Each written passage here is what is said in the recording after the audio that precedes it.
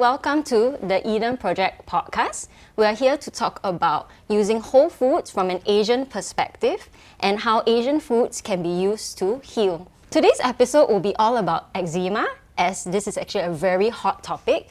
We have Lydia here with us, who is a holistic nutritionist, and she specializes in eczema and cancer. So Lydia, what is eczema? Eczema is basically a pruritic inflammatory skin condition, and the symptoms include extreme itching, weeping, crusting, very dry skin, and in a more severe stage, it may even lead to thickening of the skin and dark scarring. I do actually have a family member that struggles with eczema, and for her, she's actually a foodie. It makes life really challenging. I mean, because like now suddenly she can't eat the bread that she loves. Sure. She loves eating pao, and now suddenly because of the gluten, she can't consume that. She can't eat strawberries. Yes. That plus on top of the itchiness, the pain, the constant need to moisturize to ensure sweating doesn't happen. All these things does really cause a lot of sadness in a person's life. Yes, yeah. Yes, for sure. I certainly understand that, because among the many ailments that we see, I would say the eczema symptoms could be one of the most agonizing kind of a condition. But the good news is this, that so long as we know what are the root causes and avoiding the root causes, that could give the person a very fast relief from the troubling symptoms. Could you tell us then maybe what could cause eczema? The commonly seen root causes could be due to leaky gut. And from my experience, this is one of the most common causes as a result of prolonged use of prescribed antibiotics. That leads to a depletion of the intestinal flora. Other root causes could include candidiasis, which is a fungal infection, as a result of prolonged constipation. And there could be other reasons like stress and even environmental toxins. So there are going to be internal and external causes. I think what we want to do here is to provide the solution that really can very quickly treat it at the root causes. So the first thing that we do is to look into the gut health. So once the gut is good, in good condition, you'll be surprised that even some of these commonly seen offending food can be well tolerated to a certain extent. So let's talk a little bit about food, because we did mention that what we consume internally does affect the body, right? Yes. So how can food heal eczema? The overall approach for dietary guide for someone suffering from eczema is to look into anti-inflammatory diet. So that's one big part of it. Another thing to look into will be the anti-allergy diet. So predominantly we are talking about, ideally, move towards a more plant-based diet that is able to give the body a bigger or a better acid-alkaline balance. So that's one strategy that we used for eczema healing. The other thing is to make sure that there are, less exposure, or as far as possible, omit or avoid common triggers like you mentioned, gluten. One of the other one is tree nuts. Some people with eczema are very allergic to tree nuts. Others could include red meat. Some are reactive to it, some are not, but I think a very safe approach would be to move towards a more plant-based diet. And if meat cannot be avoided at all, I would think that taking some deep cold water fish may be a better choice compared to red meat. So why plant-based and deep sea fish? It's because plant-based tend to give the body a better acid and alkaline balance. So that's one approach to skin restoration. The other reason is because plant-based tend to be easily digested. And also the phytonutrients has a lot of healing properties in themselves. So I would think that if were to look into eczema healing, one of the very important factor is to really look into the intake of phytonutrients, essentially from a variety of colors from plant-based diet. And why red meat is not as preferred compared to deep cold water fish is because deep cold water fish tend to be more anti-inflammatory. That's one important factor. And the other reason is also because of the essential fatty acid that is that can be found in deep cold water fish. But of course, one healing factor, or we call dietary intake for eczema skin care, also got to do with plant-based essential fatty acid, which is most preferred. In fact, I would prefer a plant-based essential fatty acid compared to that from deep cold water fish. Essential fatty acid that is from a plant-based source can be from flaxseed oil. In fact, flaxseed oil contains a lot of omega-3, and that is one very important essential nutrients to be included for skin healing. Oh, that's really interesting. When we talk about omega-3, I always associate it with fish oil, actually. Oh, yes. Yes. In fact, the plant-based omega-3 from flaxseed oil is a lot more than what you will get from a fish source. So always remember that when we are talking about health restoration, it is always good to focus more on plant-based, if not fully, at least predominantly. Okay. As for a layman, right, when we go to the supermarket, like NTUC or Cold Storage, so how do we know what to pick? Plant-based means they are predominantly fruits and vegetables. I think that should form at least more than 50% of a transitional diet into something that can promote better skin healing process. The other aspect of nutrients that we want to consider for skin healing got to do with beta-carotene. And then you have the greens that will give you the chlorophyll. So the concept about eating my rainbow is one very interesting topic where we'll be looking into how to create a meal plan, or we call it my rainbow plate concept that will give people a better handle of what is a rainbow diet that will be very nutritionally balanced, that covers all aspects of the micro and the macro nutrients that is needed by the body. So a few focuses that we will look into will be, of course, the essential fatty acid, having enough fiber from the fruits and vegetables, having a variety of colors, particularly like the orange color, the green color, the yellow color. Those are very, very nutritious, not only for skin healing but also for the overall wellness of the person looking into health restoration. Are there any off-limits or like big no-nos that people with eczema should not eat? Like, for example, my family member, she can't take corn, she can't take strawberries. Yes. Yeah. Well, we really have to look into very specific case, because not two person will respond the same way to even the healthiest choice of food. Okay. But I would say that gluten, corn, even eggs, particularly the avidin in the eggs, could be very triggering for eczema. So eggs, although it's a good protein, but for people with eczema, it is something that we approach with caution as well, to test it out and see whether the body could be reactive to the avidin in the eggs. Tree nuts. Then we talk about shellfish. That's another common trigger for eczema, although I would say that not everybody will react the same way, but I think it's worth approaching it with caution first, while focusing on troubleshoot what are the offending food, and focusing on the other supportive food for eczema healing.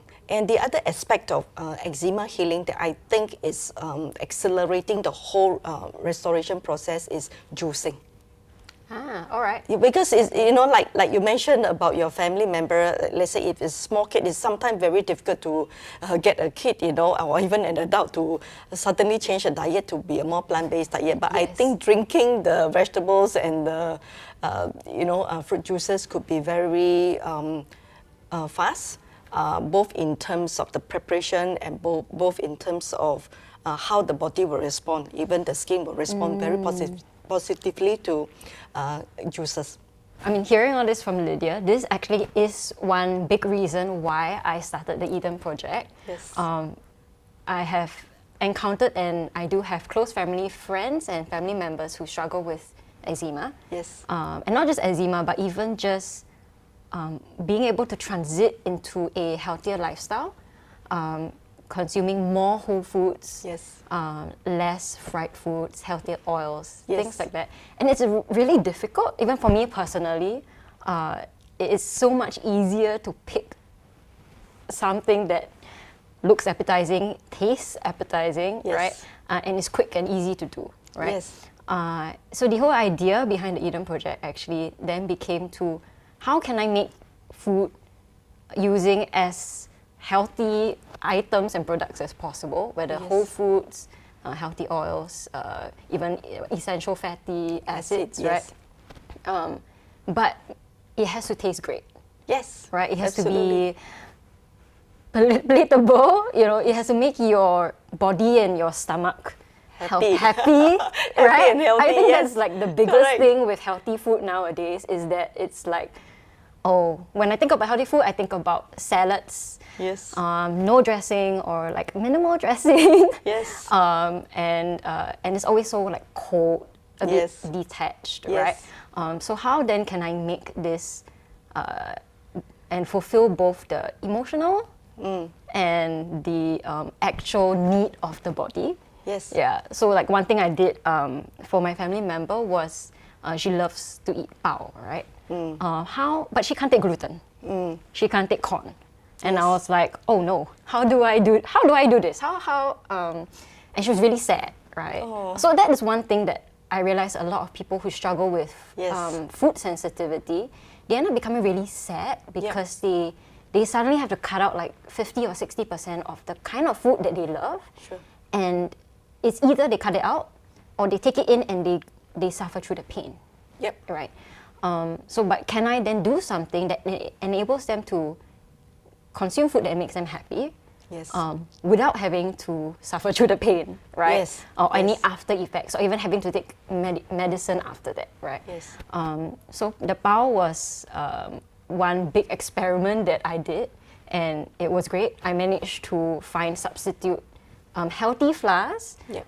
that do not contain gluten, like figuring out how to ensure that it holds its shape while ensuring that the necessary ingredients that are swapped out can be replaced, Yes. and that it will still taste like pao. I think that was the most important thing, right? Absolutely. And I managed to make a chicken pao that tastes like chicken pao.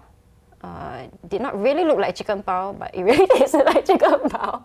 And she was really happy after that because she was able to consume it and not be afraid that her eczema will act up again. Yep. Yeah. You are absolutely right. People need to have this understanding that eating whole food or eating plant-based does not mean that they are going to be very unhappy lot of people. Yes. On the contrary, when you eat well, you eat healthy, you are able to eat food that the body is naturally able to receive well and assimilate well, you are going to not only have a happy body, you're going to have a very happy heart at the same time. Yes. So one thing I think that stands out is a child versus an adult, right? Yep. The kind of food that we normally consume, and even convincing a child to eat their veggies, for example. Yes. That could be quite difficult. Yes. So I realized like the pao experiment for me was really good because she was able to consume all the nutrients that she needs Yes. without it causing a flare-up. At the same time, it meets the emotional needs. Another item that actually I created for this family member was actually I got the idea of doing healthy gummy bears. Oh, yes. Because candy, right, sweets, like kids, I do not know why, they somehow just instinctively know sugar. Like sugar is, I don't know why. But yeah, it just happens, right? Yes. And so the idea of telling a child that, hey, sugar is bad for you, I think doesn't fully work. Because the more you tell them no, the more they probably will want to consume it. So what I did was I used things like fruits, Yes. berries that are not that are eczema friendly, even vegetables like carrots, Yes, right? With absolutely. good beta carotene, right? Yes. And I actually was introduced this natural gelatin that is made purely from seaweed or coral. Oh, yes, Right? yes. I think we talked about this before. Yeah. That it actually is a natural gelatin that helps to create the gummy effect. Yes. So that they can really like on the go, they can pop without worrying that anything would happen. There you go. It is plant-based. Always remember that with every processed food in the world, if you bother to look far and deep enough, you definitely will be able to find a replacement, and with a taste that is so much more superior. Okay, so let's go deep. Let's go to this probably a pressing question that everybody wants the answer to. It's Sure. right now I'm in pain.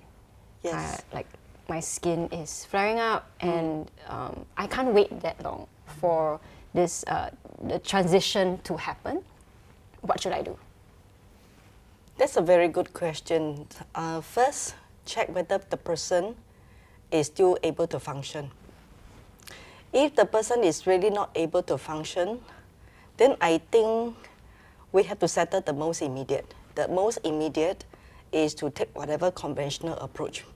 Some people will have to see a doctor, take the cream or take the, some people have to depend on steroid. But I would say that it is not an ideal situation, but it may be necessary for as long as that is able to temporarily keep the person in a functioning mode. We are talking about holding the time for a while, All right. while giving the person more time to transit into dietary changes, lifestyle changes that could allow the body immune system to work. Are there other immediate ways to manage the pain? Oh yes, there are 2 steps that can be included that will give very good relief when the itch flares up. One is to do a hot and cold shower. Okay. For example, like 1 minute hot and 30 seconds cold to Alright. trigger the blood circulation. And then ending with a cold shower to close the pores. And we need to know that each flares up because of 2 root causes. One is the acidic waste, which is a toxin in the body, got released into the bloodstream. Oh, all right. Another reason is the congestion of the lymph nodes. So that brings me to the next step. Jumping on the trampoline is the most effective, fastest way to jump off the lymph nodes congestion. Okay. That is one reason for the itch as well. Lymphatic drainage kind of exercise is very, very important for our immune system. I would even say that it is very supportive even to prevent cancer by jumping on the trampoline. Wow. When you bounce this way, the gravitational force is maximized, so it opens up and closes the lymph nodes. And when it opens up, right, you're jumping down, that time it opens up, it throws out the toxin. And it clears the congestion or the acidic waste waiting to be released. So this in itself will cause the itch to really subside very quickly, and it does build the immune system as well. So previously, you mentioned other than food, it's actually stress and Yes. environmental toxins, right? Yes. So maybe let's talk a little bit about stress, right? What are some ways maybe you can relieve stress or reduce it even? Yeah. You see, when the body goes through stress, there is this stress hormones called the cortisols. So when the cortisols is being released into the bloodstream, this is the trigger point where we call the histamine release. And particularly there are, eczema patients would know that when they go through certain stress, they tend to have more flare-up in the skin. So this is the reason behind. And the other aspect of how I can explain to you, adrenal overdrive. This is when we are stressed in any way. It can be a physical stress. Physical stress could be due to the lack of sleep, sleeping, keeping very late nights. And when we are keeping very late nights, right, the body, particularly the liver, is not able to detoxify effectively when we sleep late.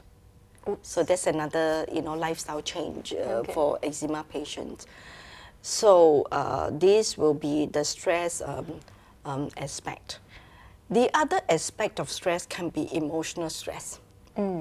So eczema patients will know, if they're very depressed, they're angry, they're thinking negative things about themselves or people or environment around them. This is when they tend to have more itch flaring up. Okay. So do not underestimate what stress can do for eczema flare-up. In fact, I think in many cases it can be more a trigger, compared to a happy person eating a bit of a faulty diet, but happy, you see. So the body is in a very rested, happy mood. So keeping in positive mood, emotion, and making sure that the body is physically getting enough rest are another pillars, few pillars to look into. All right. Yeah. And what about for environmental toxins? Maybe could you give some examples of what these toxins are, especially at home, right? What can we look out for, and what are some things that we can, in a sense, use to replace these things? One of the first things in terms of environmental toxins to remove is to look into the beddings. That means the bed, dust mite. Yes, dust. So keeping the mattresses, bolsters, pillows, and all this included, it's one environmental cleaning, to consider. So that's one. We talk about the chlorine in the shower water. So installing a filter is important as well. The other aspects could be the some sprays. Do avoid fumigation, where there are a lot of chemical sprays, pesticides and all those. So this contribute to the environmental toxins. The other aspect is the personal care. Because the skin is the largest organ in the body, from top to tail, right? So what we apply, you can imagine that kind of toxin from personal care. The moment we wake up, we on the tap, and because the tap has not been running, and if the tap water is unfiltered, there we have the chlorine exposure right from the minute we wake up, right? Brushing our teeth. Then when we brush our teeth, we have the fluoride. So I would recommend a fluoride-free toothpaste. That's another, toxins that we ingest as well unknowingly. Most of the time, especially for kids, they literally swallow their toothpaste. So mothers should look into organic-based or chloride-free toothpaste for their young kids.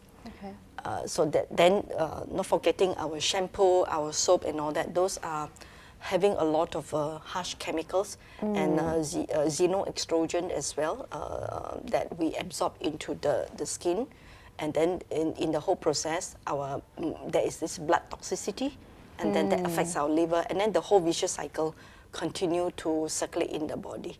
Thank you, Lydia, for joining us for this podcast. Really appreciate that you could come on and share your endless knowledge on eczema, because I do know that this is something that people really, really struggle with. As we end, are there any maybe words of wisdom that you would like to share with everybody? Typically, people tend to think that eczema is an incurable disease. I can only say that from my experiences, with many cases, many people have been eczema-free. Even if there are, the other myth is that people say, okay, I have a hereditary factor. Yes, that's something I hear a lot. Yes, it's true. It's something quite common, but in my nutritional study, I was really very inspired when we learned that epigenetic can change. So do not fear. There is hope. If you understand where the trigger causes are and you nip them at the bud, you don't really have to suffer. the symptoms of eczema. You can even overcome them.